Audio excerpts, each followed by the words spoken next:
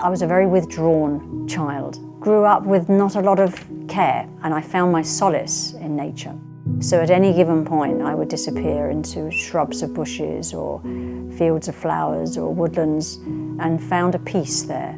That's where I found myself in a way. I had extreme anxiety. I didn't know it was anxiety because I didn't have names for things, but so much so that I didn't speak. You know, they named me self-mute. I was petrified of everything. I can remember very clearly as if I was afraid to take a breath. The peace that I found in nature, I didn't have to worry about any of that. I didn't have to please anybody. I didn't have to feel adequate. I just was able to be myself.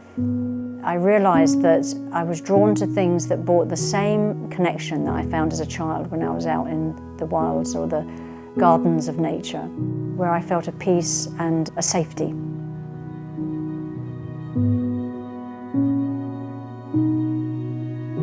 When I first sat in a council circle, it was in New Mexico, because my life had gotten me to a crisis point.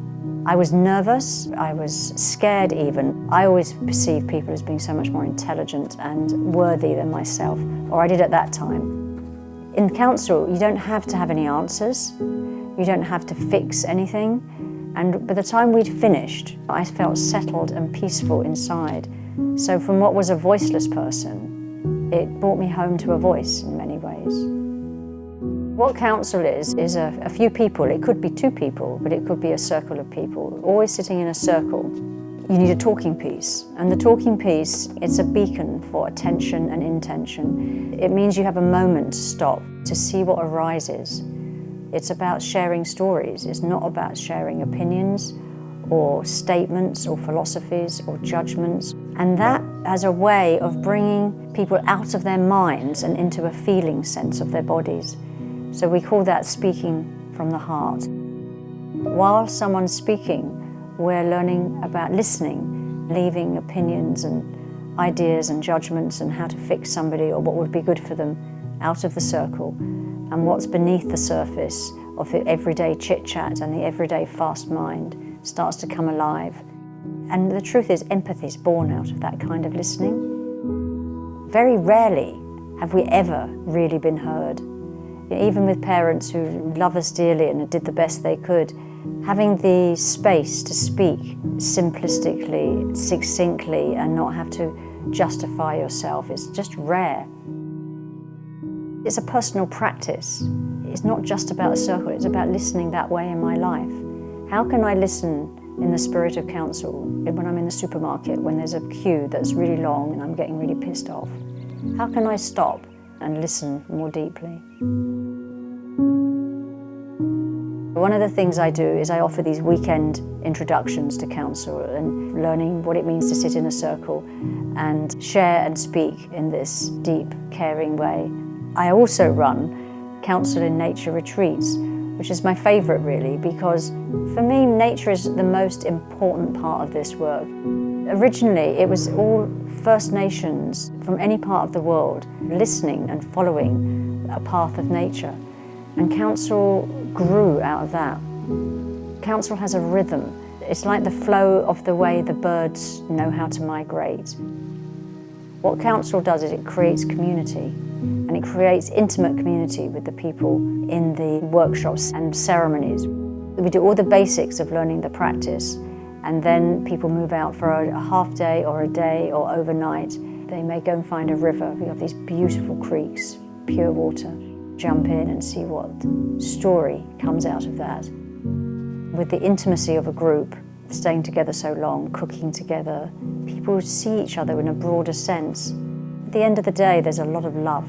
The whole thing becomes a living counsel. Like myself, some people are very nervous. One of the ways we learn through it is by listening to others. Everybody else's story is inside mine, and somebody else's vulnerabilities and pain or discomfort or loss or confusion. There's diverse feelings and thoughts and memories inside our own being, and the good and the bad, or the dark and the light, come close. Something cracks open, and that's where people get touched and experience a deep love. Very much like I found in nature when I was a child. I threw a pin in a map and it landed right here in North Wales. Welsh is the first language here and it's connected to the land. So many Welsh names are the names of houses and types of hillsides. The myth that lives in the land here is still very alive. It's famous for these old oak trees, and the oak trees here, they look like witches' hands because they're so weathered that they're thin, and you get the dappled sun coming through them, and you get these lovely lean branches moving out away from the wind. We've got the ocean, we've got granite rock. It's some of the most ancient rock in the world here. There are many very ancient stone circles and old tracks, again relating to the myth and the story of the land. This work is for anyone who is called to it. They have to want to be there, and a lot of people come to my things because they have a challenge or a sadness, a loss, hence they're looking into a deeper part of themselves. I see people often go away inspired to take this kind of listening and speaking into their own lives and into their own work. I sometimes think the only way our world will heal is if we drop into this more open, spacious, receiving consciousness where we care for each other. If we could sit and listen, something magical could take place that could make a difference. We're losing touch with ourselves, with our bodies, with our emotions, with our feelings, and spirit, that sense of spirit. What makes me happy is my dog, being with animals, living on the side of a mountain and watching the buzzards, and a very simple life, a very simple life. If you'd ever said to me when I was a younger person, you're going to be sitting in front of a group of people or giving a talk and speaking out, I would have said never in a million years, because I have that inadequacy about my voice and about expressing myself. But it's not got the same weight. I've got a very different awareness. I feel that I'm doing exactly what I was born to do, and I love it.